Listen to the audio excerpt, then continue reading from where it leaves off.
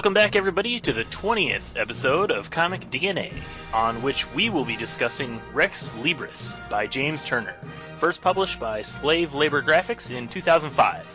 I am Aaron Walther, and with me, as always, is Mr. Luke Thompson-Moritz. Thank you very much. And tonight, we have a very special guest, Mr. Gabriel Dunston. Gabe, thanks for being on the show. Oh, the pleasure is all mine, I assure you. Yes, Gabe has done, you've done a few pinups for me. We did 2 pinups in our my Zero's Heroes convention special, and Gabe also did a 2-page story in the back of the first Zero's Heroes trade paperback. So, I'm a fan of his art. Mr. Walther, I'd like to let you know you're one of my first freelance clients in the comics biz. Oh, really? Yes. Your Happy Little Press is one of my first credits on the resume. Oh, fantastic! I enjoy everything that we did. I especially like the stuff in the convention special. The little 1-page jokes we did about Powerline and Mr. Invincible. Yeah, those were great. Yeah. So Gabe, talking about freelance art stuff. What other comics? What other art stuff have you been working on lately? Sorry. I'm working on a graphic novel series called Purgatory Pub. When the angel and devil on your shoulder are done harassing you, they go to a bar and they talk about you. That's hilarious. Thank you so much. Last year I finished book 1, had it kickstarted, and sent that out. And this year, hopefully in time for Heroes, I was able to kickstart book number 2, and hopefully by June when we go to Heroes, I'll have copies of that in my hand. And if we don't, I will instead have some mini comics and tears. Right, excellent. I really liked Purgatory Pub. I've been a backer on both of the Kickstarters. Looking forward to the second book. Are you going to do a third book, or is the second book going to be it? No, it looks like it's going to be 5. Oh, excellent. Okay. Yeah, the whole thing is written out. I wrote it all in one go. I wrote it as a novel.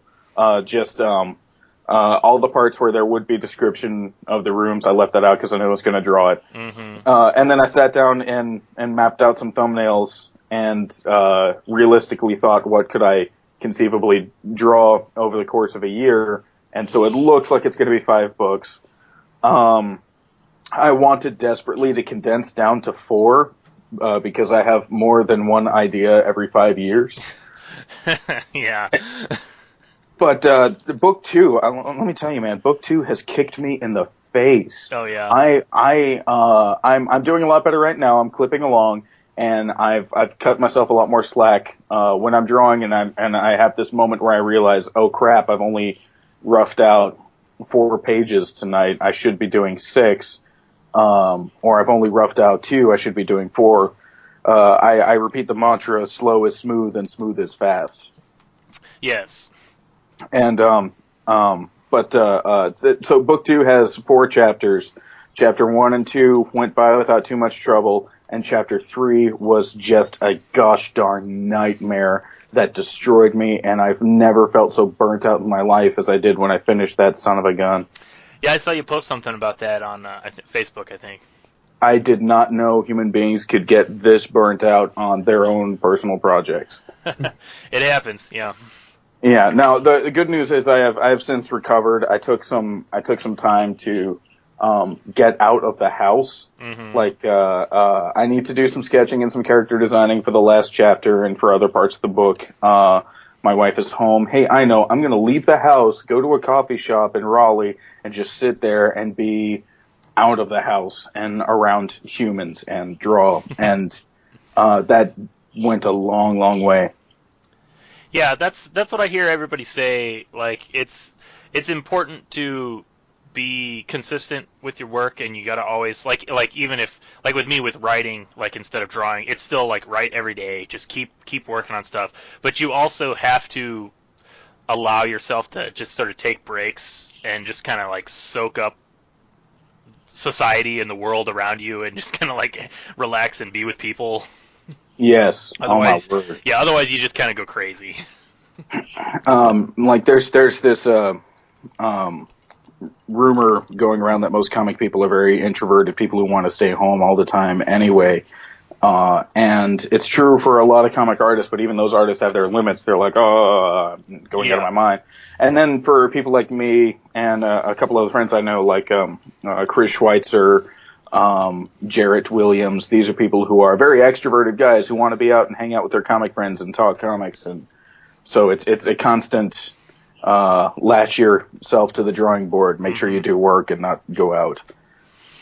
Yeah, if there's one thing I love, it is talking comics, which is why we started doing this podcast, actually. Ah, convenient. It's so perfect. I've said it before, like, I hate talking about myself, and I hate, like, having to explain the comics that I do, but I could talk about the comics that I read forever. So that's what we're doing. We're going to talk about comics that we read. All right. So today, on this episode, we're going to talk about Rex Libris. As I had said, it's written and illustrated by James Turner, who is a Canadian illustrator. He's done a bunch of freelance work for a variety of magazines, but he has also published a handful of comic series through Slave Labor Graphix, which is what interests me. Apart from Rex Libris, Slave Labor Graphix has published 3 other books by him: a graphic novel called Nil, A Land Beyond Belief, Warlord of Io, and Rebel Angels, which was actually first called Hell Lost when it was running as a webcomic, but it was renamed for the print publication. Gabe, have you read any of Turner's other works, or is Rex Libris the only book you've read by him? Rex Libris is the only book I read. Funny story, I found it at a used bookstore downtown in Raleigh. And it's just, I'm hungry for new things to read. I picked it up, and I like the artwork just because it's different. And I'd love to talk more about the art later. Oh, we will. But the number one thing that struck me about this book was that it's called I, Librarian. Yeah. And on the back of this book, there's a sticker that says, courtesy of the Baltimore County Public Library. Oh, that's perfect. So it's a library copy of the book. Yeah, the library got sick of this copy, and it found its way into a used bookstore. Oh, yeah. And I was on the fence about whether or not to buy this book, because I like the art, but I don't know. I'm not sure if I like it that much. And then I saw it's from a library. I'm like, well, this is clearly a sign. I'd be an idiot not to buy this now. Yeah. Yeah, I was really happy that you, when we had talked before about doing an episode of the show, and I had told you some of the books that we wanted to do, and you had responded about Rex Libris, because I haven't really met a lot of people that know Rex Libris or read Rex Libris that hadn't done so because I told them to. Yeah, I know exactly what you mean, man. Yeah. This is crazy. Hey, hold on. Yeah, no problem. I this is gonna happen. Is this a show where cussing is good or bad? You know what? That's a good point. Cussing is okay. Okay, sweet. Yeah. Nobody's fucking heard of this book. Yeah, no, nobody's heard of it. And like, I mean, you and me, we hang out around comic people, indie comic people, and freaking nobody. Yeah, I actually came across Rex Libris when it was being published, because that would have been 2005. Like, oh my god, 10 years ago. Jeez. And this was back when I was like heavily into comic book collecting, and I was really. I mean, I'm still a comic book collector, but you know, now I don't get to spend every week's paycheck at the comic book store because I've got to pay all these artists lots of money to draw my comics. Aaron just said, "I'm the original, y'all. I'm the real deal." That's right. I got this shit when it was coming out. I'm throwing that out there, man. You know what? And it's like you said, because it's like I didn't know anybody else who read this book, and I was surprised that my comic shop even ordered it. Yeah. But it's a good comic book shop, and they usually did a good job of ordering any kind of number 1 from anybody that was listed in Diamond, and they just to try out books. And then if you liked it, you know, I set up a pull box and I had them order me every issue, and so I was reading it as it came out, and I was just enamored by this book. People who have been listening to this podcast may remember the episode we did. Let's see, that would have been episode number 12, the book I Kill Giants. And if you listen to that podcast, you would remember how much I gushed about that book, and how much Luke and our guest on that episode, John, also how much we all loved that book, and we just kept talking about how great it was. I did not have their reaction to that book. Oh, really? You didn't like I Kill Giants? It's one of those things where it's I can see that there's quality here, and I'm glad that this exists, but I could not get into it. Oh, I don't know, Gabe. We might have to just end the podcast right now. Right. Over. No. Kidding. Did I just drop a party foul? No. It's no. fine. It's fine. But Rex Libris is a book like that for me. When I was just so like. I'm trying to think of the best way to describe this, because it was like I was in such a comic book fan, and since nobody else read this book or even knew about this book, like it became this really personalized thing. Like this was my book, you know, and I would buy it every month that it came out, and I would force all my friends to read it so they could keep up. So I'd have somebody to talk to about it. So I could be like, oh, don't you like this book? Read it so I can tell you how much I like it. And it's a really great book, and I really liked it. Question for you, Gabe, since you read the graphic novel, or the collected version of it, does the first issue have the commentary track on the bottom of the page? I'm gonna flip to, let's see here. Is it on the bottom of every page? It's on the bottom of every page for the first 32 pages. No. I'm guessing no. I thought that was the case, because I think they might have even re-released the issue without that. So the first printing of the book, of the first issue, it came with a commentary by the publisher, Barry, who is a fictional character, and the fictional writer of the comic book. Because, you know what, Luke, we totally skipped over the plot synopsis we were going to talk about. Oh, yeah, let's do that. Yeah. So we're officially getting into the book. We're officially getting into the book, yeah. So do you before want we to do start, any history about Rex Libris? Well, you know, there's not a lot of history to it. Like, James Turner is a guy who's just kind of doing these small little books. Okay. And Rex Libris ran for 13 issues, and then he was done with it, and he moved on to another book. I think Libris remains his most popular of all the books he's done. Actually, I'm almost positive it is. Huh. I would not get that sense. That's interesting. What you hadn't read any of his other stuff, had you?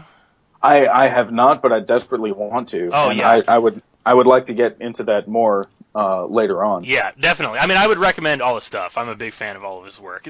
We'll talk about a little bit. Actually, I'll just go ahead and mention, because after Libris came out, this kind of goes in with the whole, like, we were discussing the troubles that Slave Labor Graphix was having. Because I remember this controversy because I was really upset about it. I think maybe 2007, around 2007, that's when he was starting his second ongoing series at Slave Labor Graphix called Warlord of Io. And that, they shipped the first issue. And that was when Diamond Distributors started enforcing a stricter sales quota for all the books that they were going to carry. Yeah. Oh, man. So you know where this is going. Yeah, So, not only that, but like I just Googled Warlord of Io, and I'm looking at the cover, and I specifically remember going to Slave Labor's website and just be like, hey, I wonder what's coming out, and seeing this cover and being like, oh, holy shit, I wish I had money for this book. Look at that. That looks great. Yeah, well, it is great. And I remember when that news came out, like every artist in comicdom said, motherfucker, if these new minimums were in place in the 90s, we'd have never had Bone. Right. Bone would have been killed after issue 1. And that's basically what happened. The first issue of Warlord of Io came out, and I forget how much it sold, but it was below Diamond's new quota. And they announced, they said they weren't going to carry the second issue. They weren't going to run it in their previews. People couldn't order it if they wanted the second issue. And that was a huge deal because Slave Labor Graphix, it's not like they're just some like overnight, self-publishing. It's not like me out of my basement. This is an actual business. They've published lots of comics. They are known in the industry, and it was reported by the news sites at the time, like Newsarama and Comic Book Resources. And I remember that. It was a big deal that Diamond wouldn't carry Warlord of Io. So they put out one issue, and then Slave Labor, they just released the rest of it digitally, and then when it was all done, they just collected it into a trade paperback to print. But That's a business practice that they began because, I think slave labor's days are numbered, and this was the very first. These minimums were the first moment where Dan Votto said, "Oh shit, this is probably going to end." Right. Because with these minimums, I can't put out issues anymore. Exactly. Yeah. So it was really tragic, and it was really unfortunate, and so that's just kind of like part of like one cog in the ongoing story of comic book publishing and the state of slave labor graphics. But so Luke, why don't you give us a plot synopsis of Rex Libris? And we read the first 5 issues. We read right? the first 5 issues. That was collected in the first trade paperback, I, Librarian. Okay, cool. Mm-hmm. This plot or this arc revolves around the main character Rex Libris, established librarian, which they introduced very early does not mean what it typically means. Right. Going to get an overdue book back from a warlord on a distant planet in space, which, okay, that was already kind of crazy, and also simultaneously pitching his life story to a comic book publisher. Right. I think that's my favorite aspect about this whole comic. The publisher's amazing. Yeah, the whole publishing angle, like. Well, like the story's so surreal. Like you almost all of the books we've read so far, you've given me like a little bit of a background on what to expect. Mm-hmm. You didn't tell me a single thing about Rex Libris. Yeah, some of these books I have to like kind of get you jazzed on, and some of the other books I just tell you to just jump into it. Well, like this one specifically, I too was really caught on the artwork. Mm-hmm. It really reminded me of Gendy Tartakovsky of Samurai Jack. Yes. Mm-hmm. Yes. No, not only Samurai Jack, but he was the guy behind Dexter's Lab, of course, so huge coming up. Yeah, and he begat the McCracken who made the Powerpuff Girls with his beautiful and exceptionally talented wife Lauren Faust, who is now or was the queen of My Little Pony. Mm-hmm. Yeah, that was a worldwide phenomenon. Obviously, those 3 creators, dude, like among animators and cartoon aficionados, those 3 creators are highly revered. Not enough. Absolutely. They're such a big deal. Oh my word. Please continue. Yeah, no, I'm sorry. No, that's all right. You're right. I brought it up for that reason. Yeah, the art just struck me with the whole Gendy Tartakovsky thing. Like all of these really flat colors and lack of lines to define shapes and stuff. Mm-hmm. I was hooked in from there, and I didn't know a thing about it. So whenever they told him he had to go to space to get a book back, I was like, oh, this is the kind of book I'm in for. All right. Yeah, I believe... They let you know real quick. Mm-hmm. Yeah, it let us know very fast. Yeah, I believe all of the artwork is... it's all vector graphics. I'm not exactly sure how James does, like, what his method is. But, as you said... Illustrator with the mouse. What? Yeah, exactly. Yeah, because it's all... In researching to do this episode, I read an interview where somebody asked him that question, and it's he opens up Illustrator and he clicks around with a mouse. Yeah, exactly. Because it's all very like there's lots of angles. It's all angular and like you said, Luke, it's all like lines and lack of lines and just like shapes. But it comes together and it creates such a unique look. Like we said, it doesn't look like your standard comic book. But it's real striking. The term for it and the term for like Gendy Tartakovsky and whatnot is called cartoon modern. From the art perspective, it's shape-based art, whereas shape is 2-dimensional. Think square, circle, as opposed to cube and sphere. And this guy pushes that really, really hard. Pushes the shape aspect very, very hard, and line is taken a back seat. And comic art is made online. Comic art is much more akin to calligraphy than anything else for that reason. And here we've got a guy who's like think South Park. They just cut out of construction paper for the original first season or something, and don't worry about line at all. This guy, same thing. He's just he makes his shapes in Illustrator and has very, very few lines. And like as an artist, me personally, I'm big on lines. Line work is where it's at, and just for the record, the artwork looks great. He did a good job, and it's not something that you feel like you're missing when you're reading the book.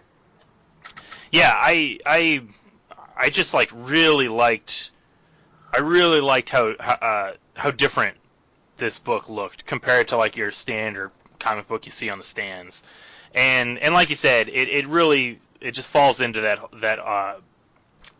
the modern. I totally already forgot what you said. Cartoon modern. Cartoon modern. Thank you. Yeah, like the focus on the shapes, and it really, it will. The reason I like it is because it works really well for a black and white comic. Yes. Which I've seen his artwork in color, and he makes great, beautiful color pieces. But there's something that's just really elegant, just about the three tone, essentially, just the gray tones and then the black and the white. Preach. Yeah, it works so well. And that's also nice because it's a really convenient cost saver when it comes to printing the books. I didn't know the book was going to be this funny either. Oh, like, yeah. I knew there was going to be somewhat of a sense of humor when I found out it was a librarian going to get books from the end of the earth.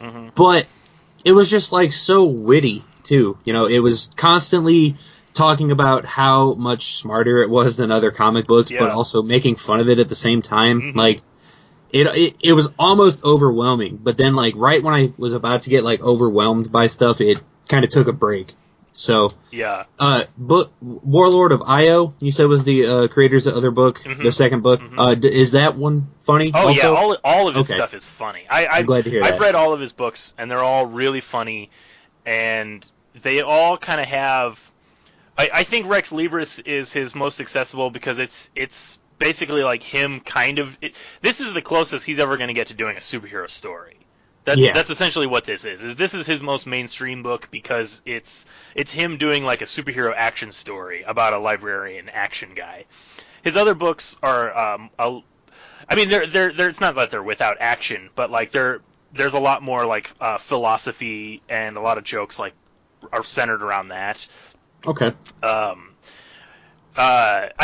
We can do more episodes on his other books because like I said, I'm a huge fan of everything that this guy has done. I am now, specifically after Rex Libris. So, yeah.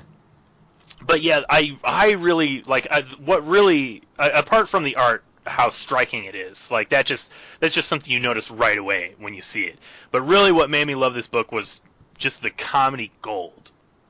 There's very few comics, and I mean comic books that really make me laugh out loud when I'm reading them. Of course, there are lots of great strips. There are lots of people that can use humor, like in a strip format. But I think there are very few comic book creators who tell long format stories that can really use humor to their advantage. That Deadpool issue that we did almost 10 episodes ago, that was one of the few comics that really makes me laugh out loud when I read it.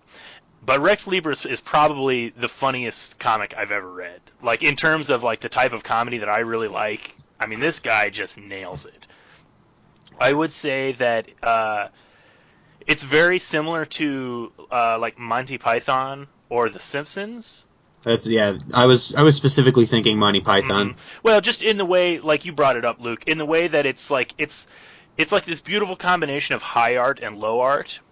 Yep. Because they make Turner makes lots of jokes about philosophy and history and culture, but he does it in a comic book, and he's very self-aware that it's a comic book, and so there's also lots of like dumb meta self-aware jokes about how they're just a bunch of dumb comic book characters, and then of course the meta joke about the publisher Barry. He even questions very, Rex. Yeah, be very about forced. Yeah. Yeah. He even questions Rex about making a comic book. He's like, "You really want to make a comic book?" Right. Yeah. So like my favorite joke about this whole thing is the story is being told. The comic is Rex Libris' autobiography, and then there are frequent interruptions of him talking to the editor about how the story should be told, or the way certain things happen in the story, and he does so many great jokes just making fun of the comic book industry from, but with this character Barry, who is an editor who, is supposed to know everything about comic books, and it's just, they do such a great job. Like I said, similar to Monty Python or The Simpsons. I would disagree a little bit. Oh, really? Monty Python, most of the humor in Monty Python is based on a lot of absurdism, which, we've got that. But the central ethos of Monty Python humor is subversive, whereas this guy is trying to be more like a more self-aware Jack Kirby. Just like, this is cheesy and campy, and I'm just here for laughs. Yeah. As opposed to being subversive, it's more like a popcorn humor.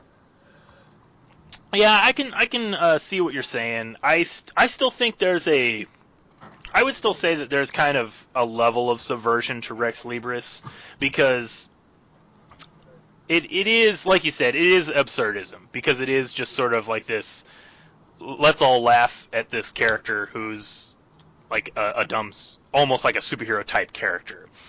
And, there's definitely like a major element of that going on. But I do think that it makes a lot of jokes that probably, I would say, go over a lot of people's heads, just in not necessarily because like the joke is complicated. It's just like it just makes references that a lot of people wouldn't necessarily understand, but they get the style of the joke. Like they get that it's a joke, True. but they don't understand the reference.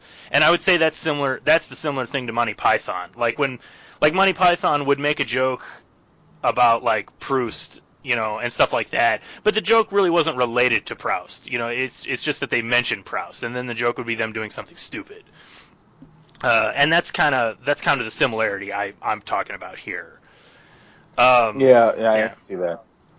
But I was saying that in the first printing of this first issue, they have a commentary track running along the bottom of the page, which I don't know. Luke, did you read the commentary track?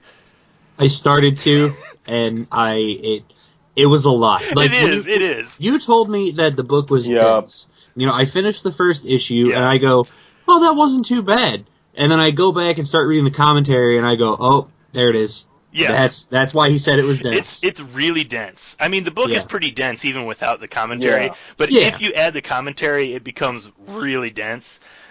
I love the commentary track because it's so absurd and it's so pointless, but they do lots of great jokes. And see, this whole thing, again, talking about the similarities to Monty Python, it makes me think of the opening to Holy Grail, where they have the credits rolling, and then there's like the little subtitles at the bottom of like, I forget what the subtitles are. It's just like a random story about a llama. Like it doesn't make any sense, and it's not related to anything. That's kind of what's going on with the commentary, because it's the writer of the comic, who is not Rex Libris. He's the guy who is supposed to be the writer of the autobiography or the biography, and Barry, and they're just like talking about random nonsense. But like I like the joke. Like after like 8 pages, they kind of like run out of things to say about the comic, and after like 8 pages, they decide they're going to switch the font from all caps into lowercase, and so the font switches, so it's not in all caps, it's in lowercase, and then they start arguing about whether it looks better in all caps or lowercase, and then it stays in lowercase the rest of the time. So it's like things like that. Like it's so inane and it's so pointless, but it's just like really funny.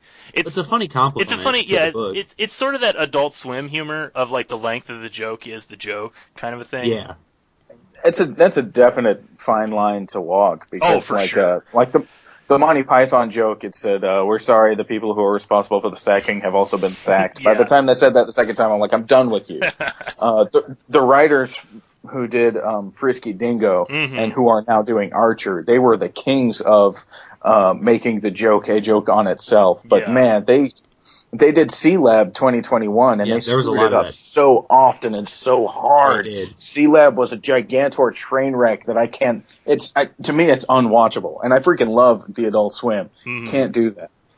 Now, Rex Libris, I'm looking. You mentioned the commentary track, and I was looking over the first couple pages, and there's just walls of text. Oh, It is yeah. text dense. I'm Yeah. looking at this, and I'm seeing a guy who he doesn't have his feet under him yet in this project because it's too much. So you said, "Hey, does yours have a commentary?" And the first words in my head was, "Dear God, I hope not." Well, that's there's a reason that they dropped the commentary for all the other Yes, issues. For all of the other because, issues. like, me personally, if I picked up this book, be like, "Yeah, the art's okay. I'm not sure whether or not I'd be into this story. It's Mhm. different, and I appreciate that." And if I saw this wall of text and then a commentary, I might have put it back. Yeah. I mean, I agreed. I really like the commentary track. I think it's really funny, but it is definitely something that they didn't. It wasn't missed once it was gone. And like you said, this first issue especially is so dense, and like you said, there's so much text, and it really lightens up as the issues go on. Even by the second issue, I think they pretty much fixed that. His art the art starts to take a little bit more dominance on the page, and it's less just, like you said, walls of text everywhere. Well, it's this happens to every person who writes and draws for themselves. It takes something in the neighborhood of 20, 30, sometimes 50 pages before you get your feet under you and know when. It's called the dance. When do you let the words do the job? When do you let the images do the job? And how you go back and forth between those two. Yeah. I think part of it too is like it's such a complicated world that he did kind of have to warm everyone up to a lot of stuff in the first issue. That's but true. Yeah. Then it kind of gets a lot more. I struggle to say organic because by no means is this an organic story, but it does get more organic and almost believable because he kind of desensitized us to it in the first issue. Yeah. Go ahead, Gabe. The other problem is that because the artwork is so geometrically shaped, it's a little bit more abstract. The faces don't read as much. The body language doesn't read as much. Mm-hmm. So you have to make more allowances to your text for that reason. And also something people don't understand when they're making comics, because this is made in Illustrator and all of the art is very geometrically based, that means that there's a lot of room to put text. Yeah. Text fits in boxes very, very well and does not fit in bubbles very well at all. And that's actually kind of a saving grace of comics, because then when you're putting your text and your dialogue into bubbles, then that forces you to use words like a scalpel. Right. Whereas when you've got geometric shapes and you can just put words frickin' anywhere, then you're using text like a machete. Mm-hmm. I think a lot of it too with this first issue is, like you said, Luke, he was trying to set up the complicated world that is Rex Libris, but it also does just have he just wants to tell a lot of jokes, because there's a lot of sequences in this first issue. You have the first sequence where he fights the demon, the Japanese demon warlord. Oh, that was so fun. Yeah, to just set up the action insanity. Yeah, and then he has the sequence where he talks to the James Bond villain, who's trying to recruit him into their organization, and then you have him just kind of patrolling the library, talking with all this text, just sort of talking about what his job is at the library and what he does. Then you have all this stuff with him talking to the editor, that which is sort of setting up all the jokes about how it's his autobiography that he's pitching to the comic book editor. And then you have him talking about his history, about how he was originally a librarian at the Great Library of Alexandria, and so he's this 2,000-year-old badass. Mm-hmm. And then you have all the story about him, just various stories of him through time, just up to the present day, about how he's still around present day. You have him set up his boss, the Egyptian god Thoth. It's Thoth, right? Yep. Yeah. I always thought it was Toth. Or is it Toth? That's I have no freaking clue, man. I actually I can't. I'm not 100% on the Thoth, pronunciation. maybe. But yeah, I'm just gonna say Thoth because that's how it's written. and if there's one thing about Americans, it's that we don't care about pronunciation. Actually, it's funny you should mention that. I've actually heard an anthropologist say that it's unique to comic readers and most like people who identify as just readers that we learn how to speak from reading and not from actually interacting with people. Yeah, that doesn't surprise me because that's actually a problem that I deal with a lot. Like when I'm trying to like determine a pronunciation, because I understand how the word is written and I understand, you know, I have a basic understanding of English. Oh yeah, but, yeah. So that doesn't surprise me.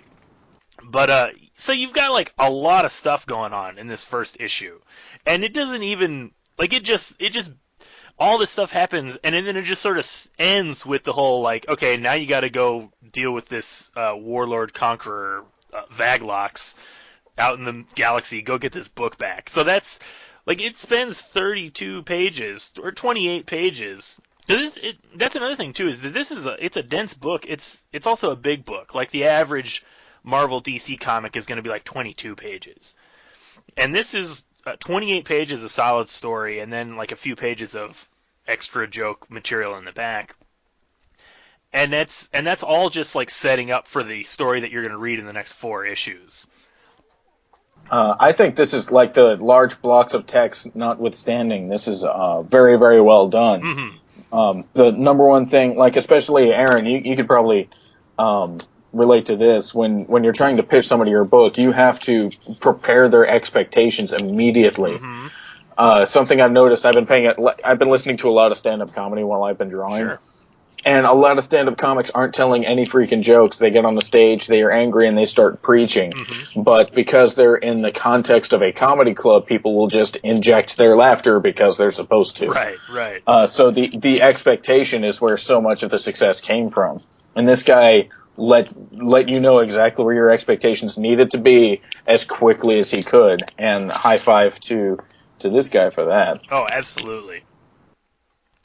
Yeah, it's definitely, he definitely has a challenge of getting people to accept like this like wacky cartoon world where Rex Libris is a librarian and they have like all these different books like throughout all of history, and all of magic is real, and all of this, all religious deities exist. Like I freaking loved the joke of Thoth going off about like the Egyptians kicking out their pantheon and embracing Christianity, and him talking about how like he's upset about like Yahweh monopolizing religion, and like they're not hiring any other gods. Like that's great. Like that's good humor. But it's a weird book, but the jokes all play very, very well. I would actually say the writing.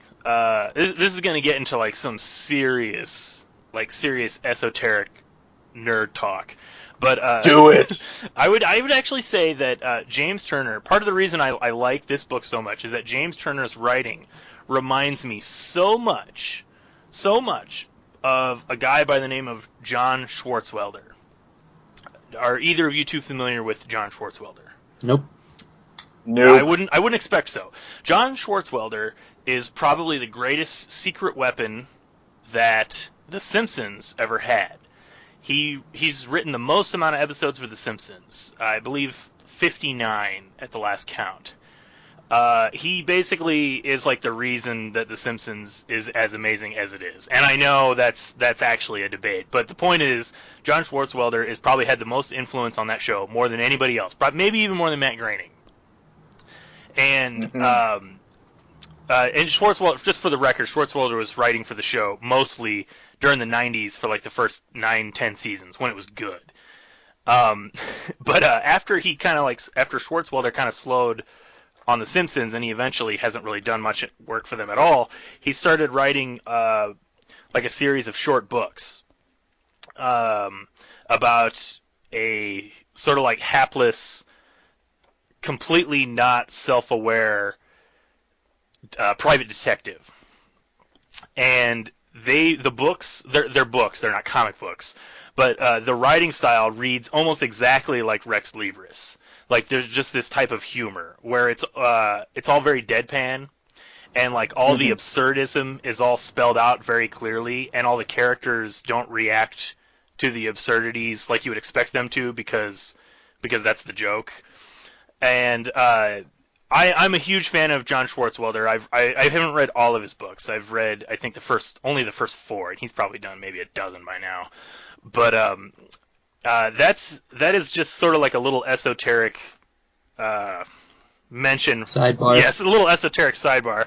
And the reason I bring it up is because I do have another. Because now I need to own these books? Well, I would totally recommend them. If you're a fan of The Simpsons, and if you're a fan of Rex Libris, if you're a fan of this sort of like silly, absurd humor, I would recommend checking out some of John Swartzwelder's books. They're really short. Here's what she said to me. One of the most prolific writers of The Simpsons, good deadpan humor, short books, hapless private detective. Sold. Right on. Sold. Yeah, I'm interested. Yeah, I'm a big fan of his work, but I also have it on good authority, namely my own, that James Turner is a pretty big fan of The Simpsons, and I'm going to share this pointless little anecdote with you guys. Back in 2010, when Warlord of Io first came out, there was a sequence in the first issue where the character was running through. It was like a Wall Street kind of a stock alert, or no, it was a general's lounge, but they had like a screen in the back that had like space stocks, and it listed like stock companies, and the lists in the art, the title of the companies was Cutco, Interslice, and EdgeCom, and I fell out of my chair laughing because that is a reference to The Simpsons. Episode.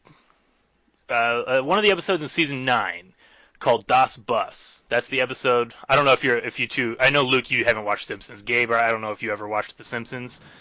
I used to be way into The Simpsons. They jumped the shark a long ass time ago. Oh, absolutely. So. See, like this is one of those things I forget I have to preface with people. When I talk about The Simpsons, I'm really just talking about the first 9 seasons.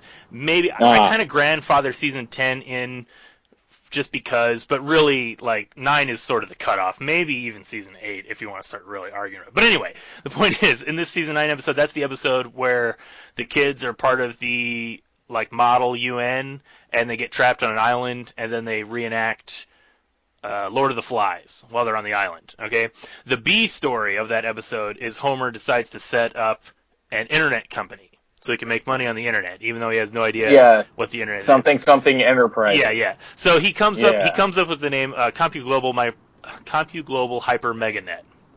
That's the name for his company. But before he does that, he's going through a list of names. He's like, I need to come up with a name that's catchy and edgy, like Cutco, Interslice, or EdgeCom.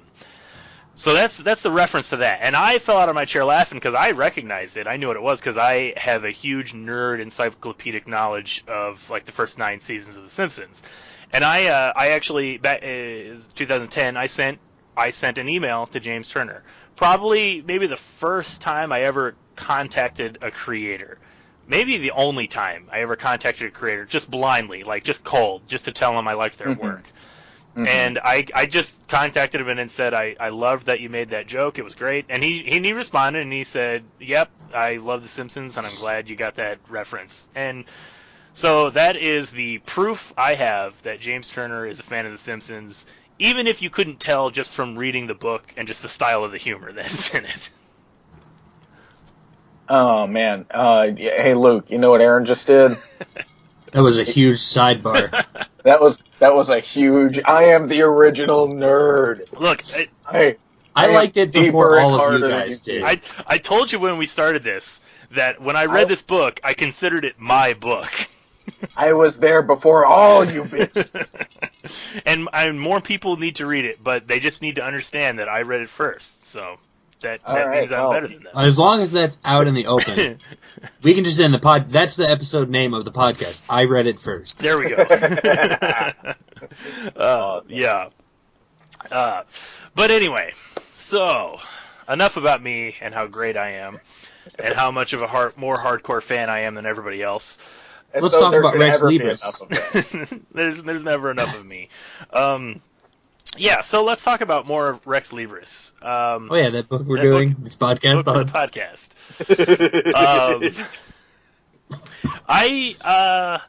I think it's a really funny book. Oh, is that? That's is what that, I think. Yeah. That's the conclusion you came to. That's where I'm at right now. And discussion over. Well Yep, done. there it is. That's all we needed to say. This book is funny. End podcast. One thing I'm kind of curious about, because at the end of this arc, Simon, the bird. Oh yes, we didn't talk about the bird at all. Yeah. Yeah, ends up staying on the snow planet after he finally confronts the warlord. Does he? I'm sure he's a reoccurring character still, right? Yeah. Okay, thank God, because he slayed me. Yeah, that bit was great. It was the thing of, like, I thought it was going to be a reoccurring gag that he kept trying to ask Rex, let me take over the world. Let me do it. And then finally, like, he completely, like, philosophies all over Rex Libris, and he just goes, okay, yeah, you're right. You can have him. Well, I love how he, like, legitimately, he tricks the people of the planet they're on to elect him as their leader. Oh man, what's perfect is that he didn't trick fucking anybody. Well, right. He's like, all right, hey, I've been a leader before. I know what to do. You should elect me. And then they unanimously elected him, and he looks at Rex with just this. I mean, you can't see it because the art's not there, but you can infer just this shit-eating grin. Yeah. Just this, like, boom. Guess who's gonna rule the world now? This is where it begins. Like, he can't rule anything. I'm not a dictator, man. Yeah. I just got elected. Yeah. I'm a democratically elected leader. Suck it. It was great. I loved how he kept trying to bargain with Rex, because now they're on the planet. So, like, when Rex finds those crystals, and he's like, oh, I need these, and he's like, well, those belong to me. I mean, I'm the democratic elected leader of this planet, so you can buy them from me. We can negotiate about it.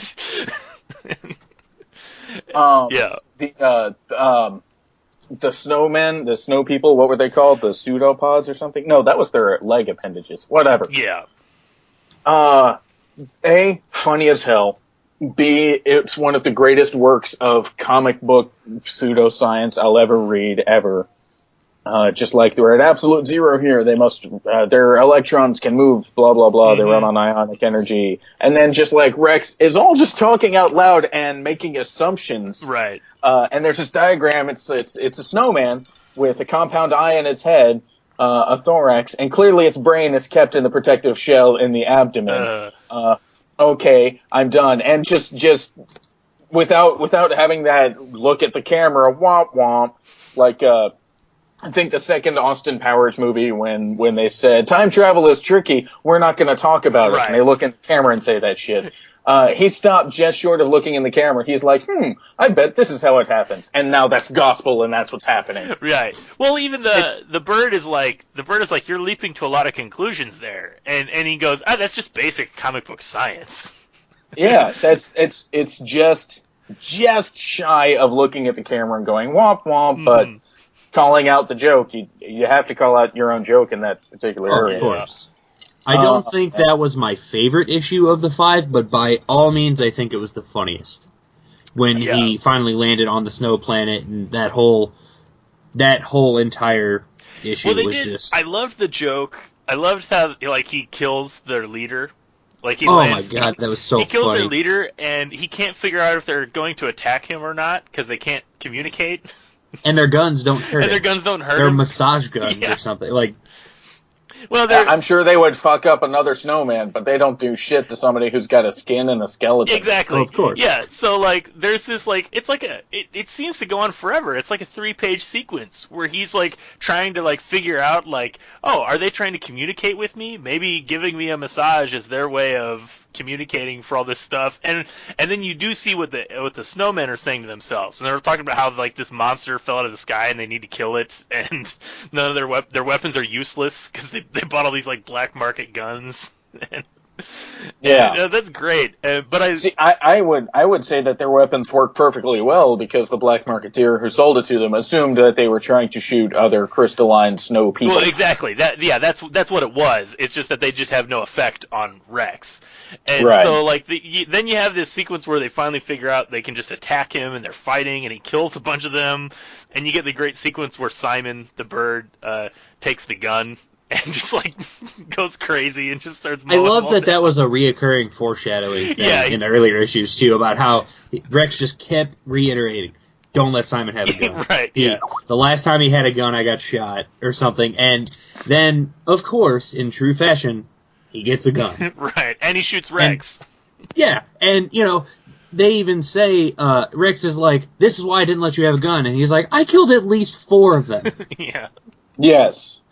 Yeah, it's really funny, but I just love the joke. So you have this, that's like a classic superhero trope, and we just recorded an episode. This is a little sidebar. I might edit this out. We just recorded an episode with Ed about the Wounded Wolf X-Men story.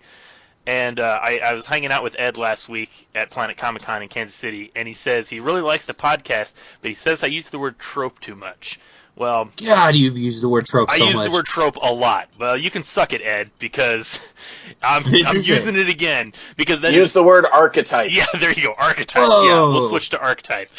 But it is such a superhero trope, the classic superhero trope of 2 heroes accidentally meeting and getting into a fight over some misunderstanding that they don't. Oh, I know. I know. And that's all I could think when I was reading it. Yeah, and that's what Marvel Comics is built on. Their whole their heroes fight each other, and I mean they built a movie franchise out of that basically. There's a movie coming out about that from DC. Right. So that's such a superhero trope. And I'm going to keep saying that. 3 times. Oh, it's been more than 3. It's such a superhero 3 times trope. since you talked about it. Yeah. And they do a good job of it where Rex kills their leader, and then they start fighting, and then he finally figures out, oh, hey, I can communicate with them. So he starts communicating with them and starts explaining to them, like, oh, this is all a terrible misunderstanding. We don't need to be fighting. I'm sorry for killing all these guys. And I just love the joke that they're like, you killed our leader, and then one of them is like, wait a minute, why do we care about that asshole? Like, I hated that guy. And they're like, oh, the leader's been rebuked? Oh, all hail the savior who's killed the evil leader. And then I love that Rex proposes to them to do a diplomatic vote. And then there's just one panel. He asks one of the snowmen, who do you nominate? And he goes, me. Yeah. That's it. That's the great democracy joke. Where he tries to give them democracy, but it doesn't work because they all vote for themselves. Nobody will vote for anybody else. It's good humor in this book. I loved too in that issue with the snowman, the little side story going on at the library still. Yeah. With the new employee in Circe. Oh yeah. Yeah. It was such an interesting almost philosophical look at being a villain in a comic book and what she used to experience by being a villain and by being evil. I guess it was just, I don't know, with all the insanity and all the humor going on with the snowmen, that was really, really smart in comparison to what was going on. So agreed. That little moment is something that really made Marvel Comics work back in the 60s, because the X-Men would be out fighting crazy space weirdness, and then in the next issue they spend 10 pages just going to the lake and decompressing. And it made the comic work so hard. Mm-hmm. It's like, hey, look at that. These characters are still moving. They're still have real lives people. Of their own lives. Yeah, they're still real people. They are not constantly adventuring. They think about shit. And also they fight vandals. As in the barbarians. Yes, that was really funny too. I think Rex, when Rex comes home at the end of the arc, they say, we got visited by these savages, blah blah blah, and Rex comments on the person by name, about the vandal by name. Oh him, how's he doing? Well, that was just another little funny side note too. That's the great joke. That's the great joke of that, which is that the person comes in and they're like, "Oh, there's vandals everywhere. They're destroying this room." And Hypatia, the newest, or Hypatia, Yeah. she's like the rookie librarian. She's like, "Oh, that's a bit of an overreaction over some vandals," not understanding that in the context of this story, they're actual vandals, the East Germanic tribe of like barbarians, not barbarians, but like, you know, the Viking people, like not vandals in the slang that we use for a bunch of ruffians who go around and destroy things, but the actual vandals. You said ruffians. Scoundrels, if you will. Scallywags, blackguards. Yes, but we're pirates now. But they're referring to the actual like Visigoths, you know, and so that's like a great joke, like a good little juxtaposition, you know, of using this word that we all understand what it means, but we're not thinking about what it actually means. They're using it in the literal sense. I guess you could call that irony. But then that's the joke comes back at the end of the issue when Rex shows up and she's like, "Oh, a bunch of vandals came in," and Rex, of course, knows exactly what she's talking about because he thinks of the real vandals and even knows who they are. Yep. Yeah. Yeah, that's a great joke, and that's exactly like when I talk about the type of like highbrow mixed with lowbrow humor that you get in this book. That's the kind of thing. The whole like wordplay, like the pedantic wordplay of like vandals. That's the kind of joke you get in Rex Libris. I think another really good example of that is Rex describing the space Amazon's deadly allergic reaction to clothing. I think that's another really good combination of highbrow and lowbrow. No, that is a good joke. What you were saying earlier, that this book made you very audibly laugh out loud. Yeah. That was my moment. Well, that was the moment that made me spit my drink out. Yeah. The jokes about like Barry talking about how the editor talking about how they have to like make these changes to the comic. Right, like give Simon boobs. Yeah, exactly. Or a gun, and then, you know. Yeah, he's like, gun-toting sidekick. That's really good. And Rex is arguing with him, saying like, "No, you can't give Simon a gun. Like, he's terrible. Like, bad things will happen." And Barry's like, "Oh, okay, no gun. Then we got to give him boobs." And then there's like this. Simon's a boy. Yeah, he's like, Simon's a boy. And there's like this 2-page sequence of Barry explaining that it doesn't matter. All that matters is that comics have boobs in them because that's all the buyers care about. And they can be on a male bird for all we care about, just as long as there's boobs. Yeah, it's a good joke. Good is a very, very dramatic understatement. That's that. Oof. Yeah, no, that's. I haven't laughed that hard in a while. Yeah, this book kills me. Like like I said, very few books just like make me die laughing the way this book does, but it totally nails it. It's like watching a Mel Brooks movie, but as a comic book. Mm-hmm. All right, I want to get into the art now. Let's talk about the art. I'm very pleased that both of you like this book so much. I didn't laugh out loud once. I mean, I kind of had the little, that's kind of, And it is funny, and I do appreciate a dude putting funny into a narrative as opposed to a gag. Mm-hmm. But when I got this book, I was really on the fence as to whether or not I'd buy it in the first place. And I tell you, like, because I write and draw comics, whenever I pick a book up, I flip through the pages super quick. Is the art good enough? If not, this goes back on the shelf. Right. And I'm looking at this art, and I'm still on the fence, y'all. I don't know how I feel about it. I like super clean artwork, and it's because it's all vector art, because it's all in Illustrator, it's very, very stiff, and that bit doesn't turn me off. And all of the facial expressions are very muted because that's just the nature of the beast, and I'm a facial expressions guy, but that's not what turns me off. And I can't quite put my foot on what's turning me off, and then I decide, okay, let me look up this artist, because I think what I'm looking at here, and no offense to crap, I forgot his name. James Listen Turner. to me. Thank you. No offense to Master Turner. I was reading this and I was like, this is clearly a guy who understands on a visual level composition and how art's supposed to work. But I think that what I'm reading here is a writer who just found a way to add art as opposed to an artist who found a way to write. Yeah. And when I discovered I was mistaken, I was very surprised because just this art isn't quite there. And I tell you what, I looked up the book he did before this. Nil? Nil, yes. I opened a tab with Nil on it so I can look at the artwork for examples, and I frickin' lost it because I'm a dumbass. Anyway, the art for Io and the art for Nil, like, I'm looking at Nil and I'm like, I would buy this book now. I'm looking at the art for Io, I would buy this book fucking now. Mm-hmm. I look at the art for Rex Libris and I'm like, take it or leave it. And I think that the trick is this kind of art lends itself very well to robots, lends itself very well to weird architecture, and it lends itself very, very well to just alien creatures, and does not lend itself well to humanoid humans at all.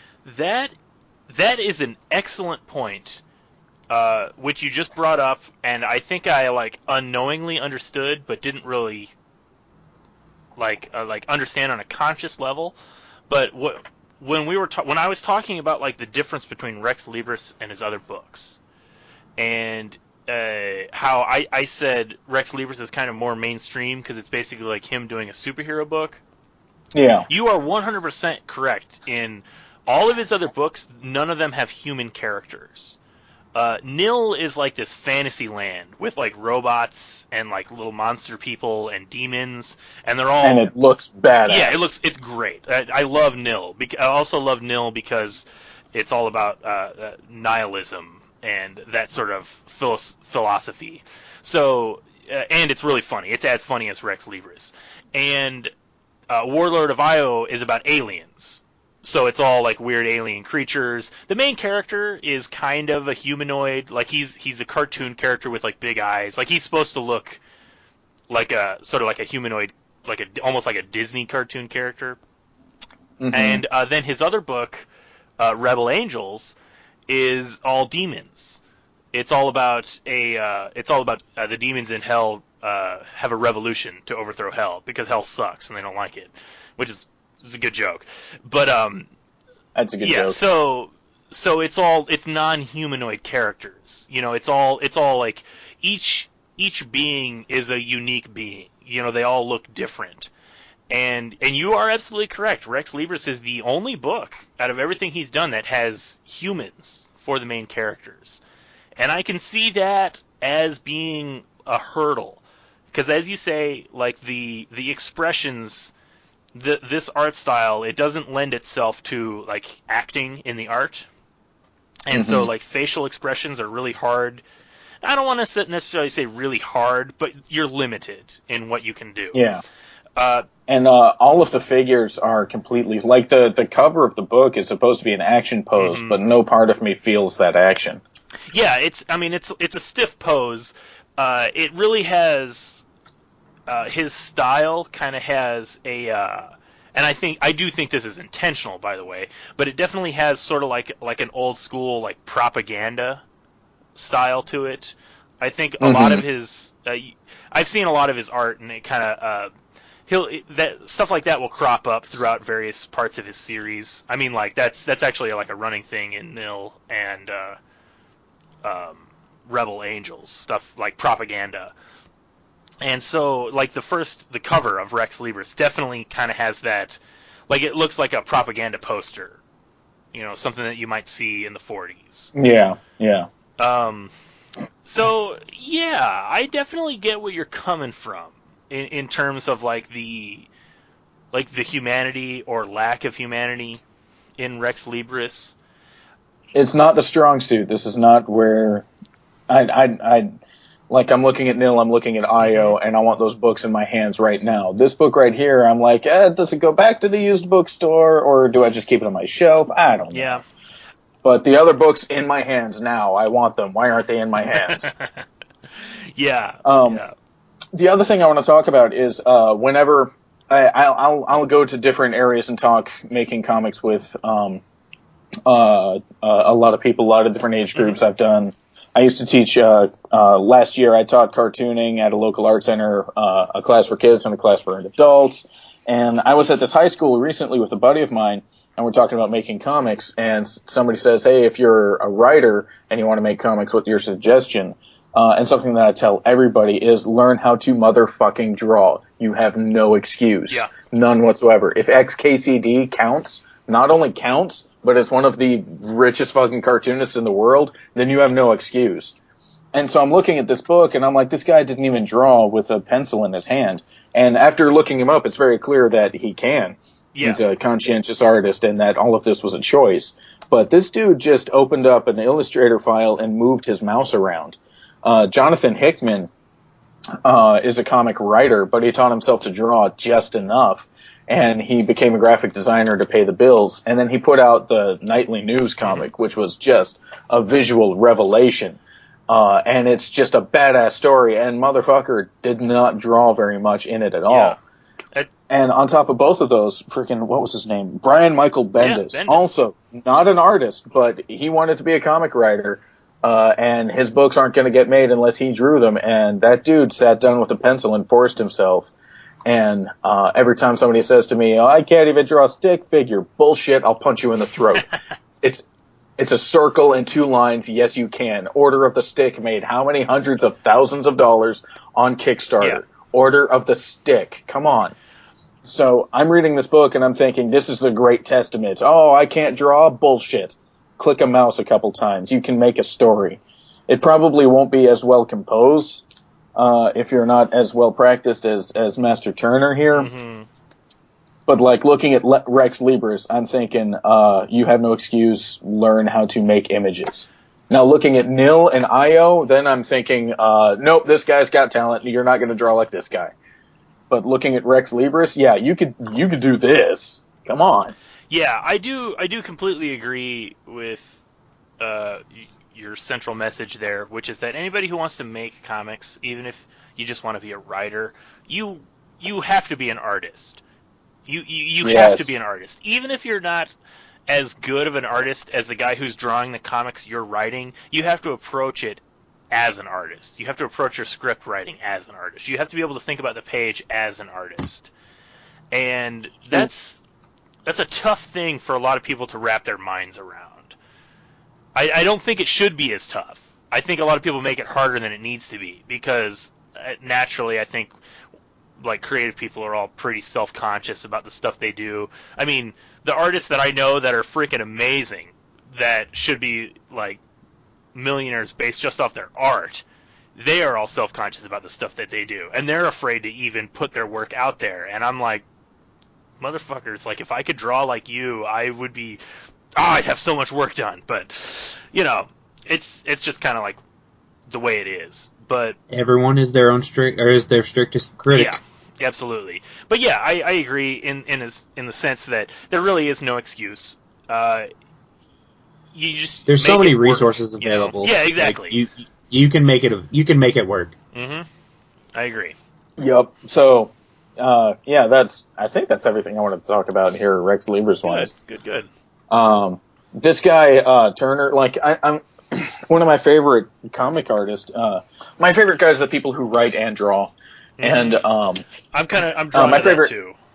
Yeah. My favorite artists do not write their own stuff, usually. However, like, there's this guy, he's a Brit, his name is Andy Watson. Mm-hmm. He writes and draws his own stuff. He's basically very much like Turner. It's a common story. They do freelance illustration by day. They have their bread and butter clients, and they show up in so many publications. And by night, they work on their own graphic novels. And so they put out these beautifully unified books that get certain amounts of traction in the business. So I'm gonna, now that I've seen Nil and Io, I'm adding this guy to the list. However, Rex Libris, if I was going by this alone, I wouldn't have added him. If it weren't for this podcast, I wouldn't have looked much further into this guy.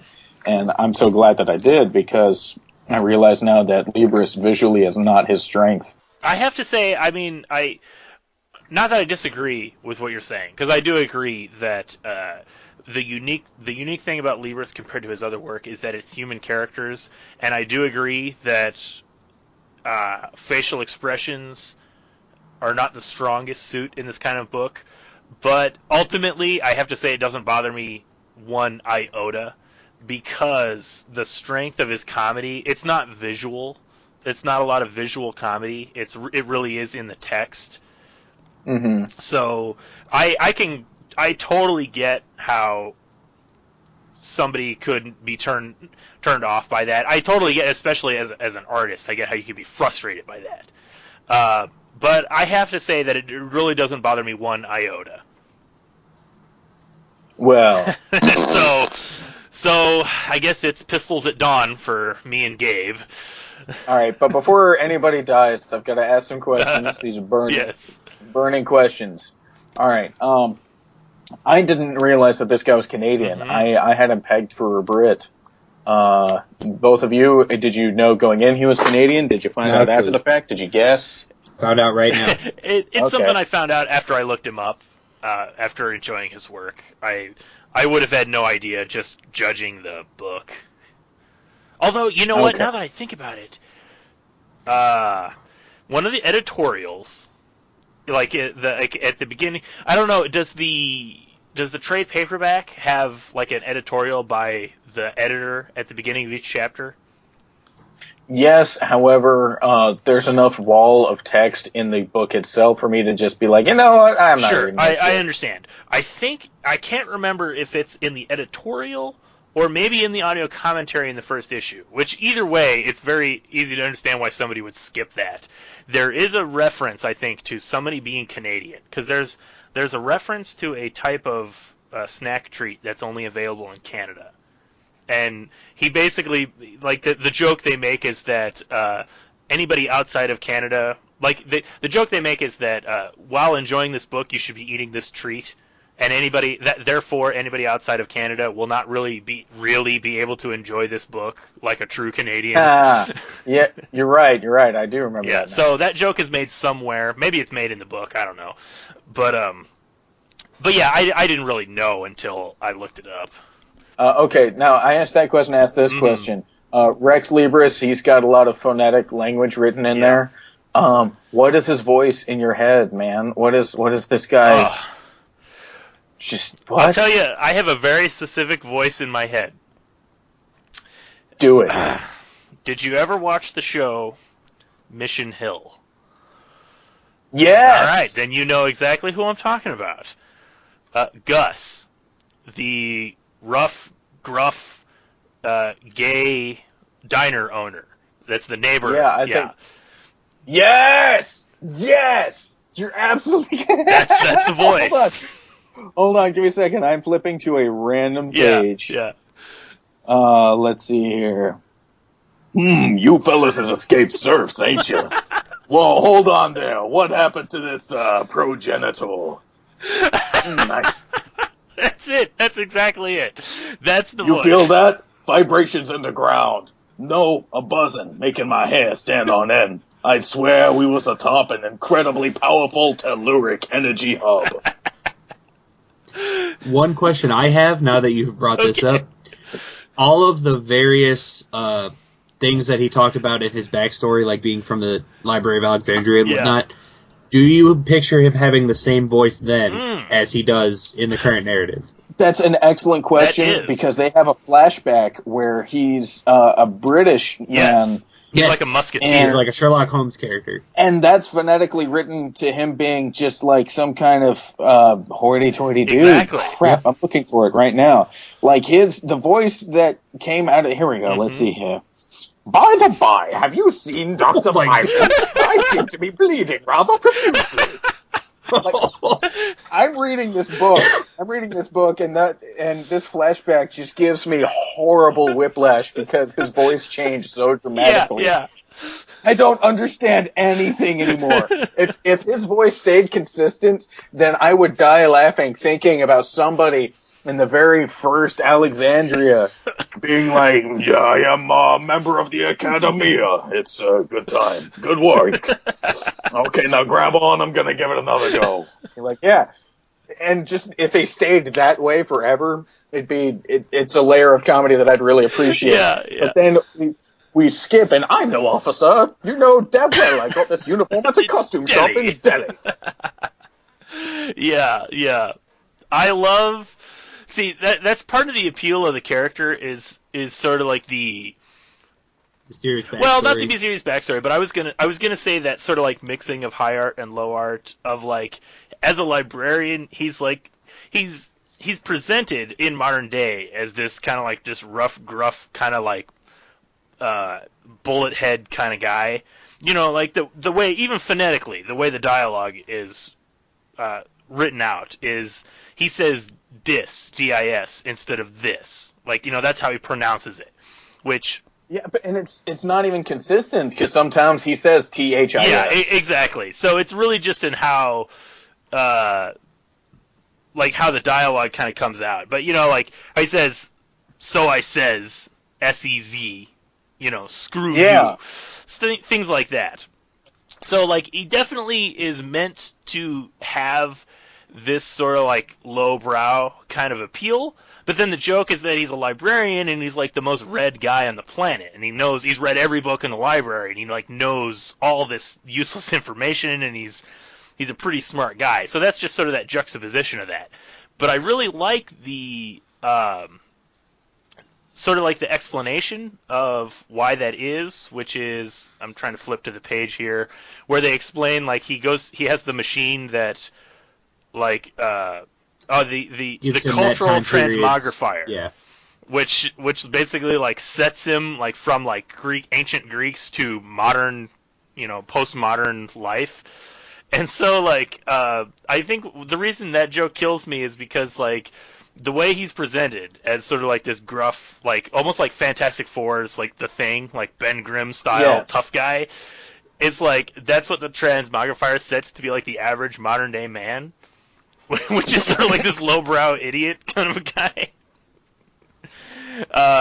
But, you know, but then the joke is that, the juxtaposed joke is that he's actually really smart. But again, that's just part of the style too, I think. But yeah, it really works for me. But that's in answer to your question, the voice definitely is Gus from Mission Hill. Yeah. See, in my head, I thought it was just any goon from anything ever. Yeah, I mean, it's basically the same voice, but yous ain't going nowhere, Flatfoot. Yeah, exactly. Perforate him. Oh man, yeah. Why didn't we do the whole podcast? We should have. In voices. Damn it. This week on Comic DNA. Well, so now we're gonna do that next one. I thought that all of the artworks was a little bit blocky and weird. It was all too stiff for me. Oh no. Oh, you don't know what you're talking gentlemen, about. Commit.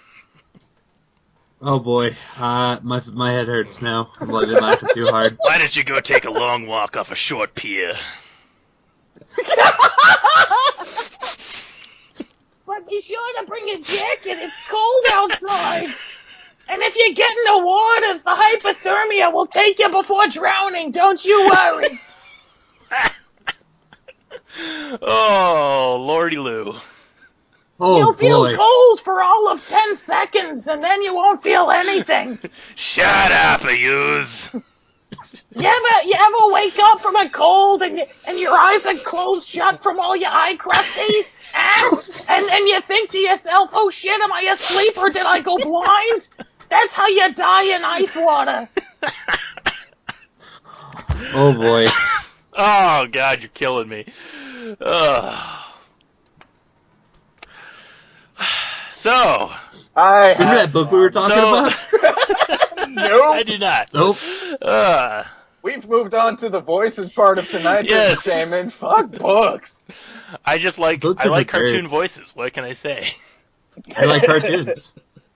I think it's very telling about Aaron's nerdness that he thinks Gus from Mission Hill, one of the most random cartoons that you could remember. It lasted one season. Yeah, it's so obscure, and you don't just think a goon from fucking anything. Like any villain. Right, he has a very specific person. henchman. No, it's Gus, the gay diner owner from Mission Hill. You know that cartoon that was on network TV for one episode?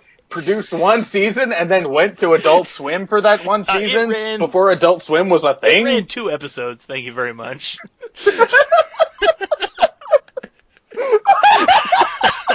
I think you broke it. Yep, you broke it. This is the point that you want to argue? I'm sorry, I believe in consistency and accurate reporting. No, I'm not that esoteric of a nerd. That's not where you go. Where you go is, it was 2 episodes! You're totally wrong! You're totally wrong!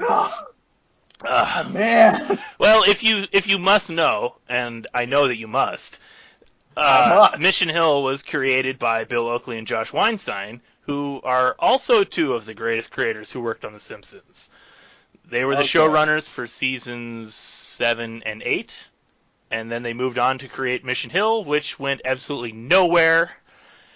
And yeah, unfortunately, and then they didn't really do anything of note after that. And I hope I'm not insulting them when I say that, but So I think that's going to wrap up nearly just about everything for this episode. But before we close it out, I just want to go ahead and let everybody know that in a few days after this episode is aired, I am going to be having a Kickstarter running for the new book that I'm working on with Chris McJunkin. It's called Urban Archer and Abracadiva, and it is a superhero romance comic. So if you like listening to our podcast and if you have any interest in my comics, please go to Kickstarter and look it up, and you can help us bring this comic to print. Gabe, I think you said you would also like to talk about a Kickstarter. I'd like to pimp this book. There's a Kickstarter running right now for a hardcover graphic novel called Lackluster World, and it's by Eric Adams. I went to this indie show in Ohio, Space, the Small Press Alternative Comics Expo. I went there the last 3 years in a row. This is my first year that I'm probably not going to make it. Anyway, this guy was there, and it took him several years to get the story out. And it's an I own all of the individual issues. I've got them bagged and boarded in a short box. And now he's coming out with a hardcover. And just first and foremost, immediately want. And on top of that, this hardcover is actually more like a director's cut. This is a guy who's got a long story. It's definitely in the vein of like a less bloody, much less violent Johnny the Homicidal Maniac. Mm-hmm. Think more like an Ill Will Press foamy cartoon. Okay. Over the course of many pages. It's a 380-page hardcover. Yeah, nice. Exactly. Now, the original individual issues only topped out at 252.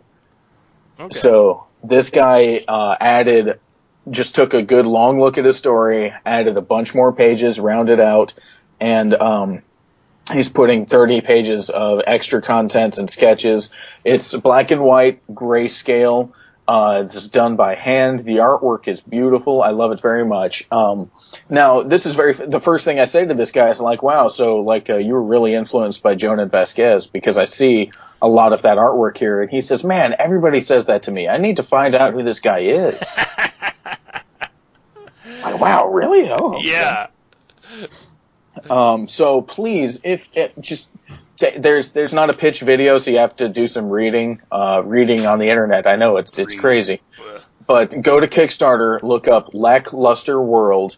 Lackluster is one word, by Eric Adams. Please pledge. I want this book so bad. As of now, he's got 26 days to go, so he's in the middle lull of the Kickstarter campaign. He's looking for $8,000. He's got almost $3,500 at this exact moment. When this Kickstarter airs, there will be significantly less time. Please find this and back it. It is so worth reading. It's a great book, and this is how you make sure that motherfucking indie comics get made.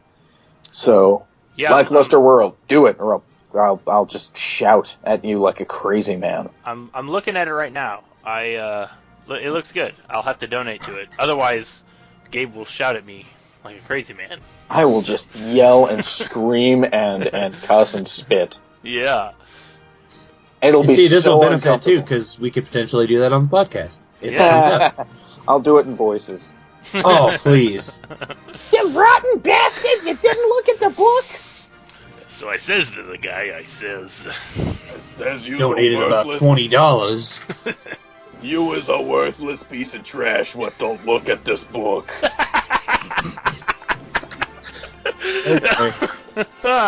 Oh, beautiful. I think that whiskey's finally kicking in. Okay, let's end it now before it gets out of hand. All right, so thank you everybody for listening to this episode of Comic DNA, on which we talked about the books Rex Libris by James Turner. I had a good time. Luke had a good time. I think, Gabe, did you have a good time? I mean, I don't know, kind of. Sounds about right. So I am Aaron Walther. You can find the comics that I have written and sort of drawn on my website, newhavencomics.com. You also investigate my website, aaronwalther.com. That's where I do blogging and various other updates about some of my other projects. You can find new episodes of this very podcast, Comic DNA, at comicdna.podbean.com. And you can find me on Facebook, Aaron Walther on Facebook, and you can find me on Twitter at AAWALTHER. That's AA Walther on Twitter. Luke? As always, you can find me on Facebook at Luke Moritz, and on Twitter at Luke T. Moritz. And that's it for me. All right. Gabe, any contact information you want to put out there? Find me on Twitter at PookeyG, POOKEYG, on Tumblr, where I'm putting most of my process and whatnot for how my graphic novel goes right now. It's just gabedunston.tumblr.com. The website where I keep my portfolio is firelightsmedia.com. It is in need of an overhaul. The quickest way to keep up with me is to find me on Twitter, find me on Tumblr, look at my sketch blogs, and hopefully get interested in the book that I'm making, because in the near future I'm going to have several hundred copies in my home, and I'll need to sell them so that I can stay married. Oh, I know how that goes, except for the married part, but I definitely know about having lots of books in your house. You find the right person, especially the first time, I highly recommend it. It's good information to have. I will keep that. I will keep that advice. Well, thank you everybody for listening. Next episode, we are going to be talking about Next Wave by Warren Ellis and Stuart Immonen. That's one of those weird little tiny Marvel comics that got put out, I think, 2007, around then. And it stars no famous characters that you've ever heard of, and it's probably one of the best books that they've ever put out. We are going to have a special guest on that episode, Mr. John Parrish, who you will all remember as the guest we had on I Kill Giants, that book that Gabe hated and I didn't like at all. Just said it wasn't. You know what? It's not the book I hate so much as it's you. So the truth comes out. Well, wow, this got really personal. Shit just got real, my friends. I thought we were all friends. No, there's no turning back at this point. Oh, so, man. Thank you. Who do I go to? You're on your own, Luke. Oh, man. I make funny voices. You are my friend. Gotcha. I'm with you. All right. Thank you, Gabe. Thank you again for being on the episode. It was the pleasure a good was all time. mine. Thank you so much. I hope everybody enjoyed it, and we will see y'all next time.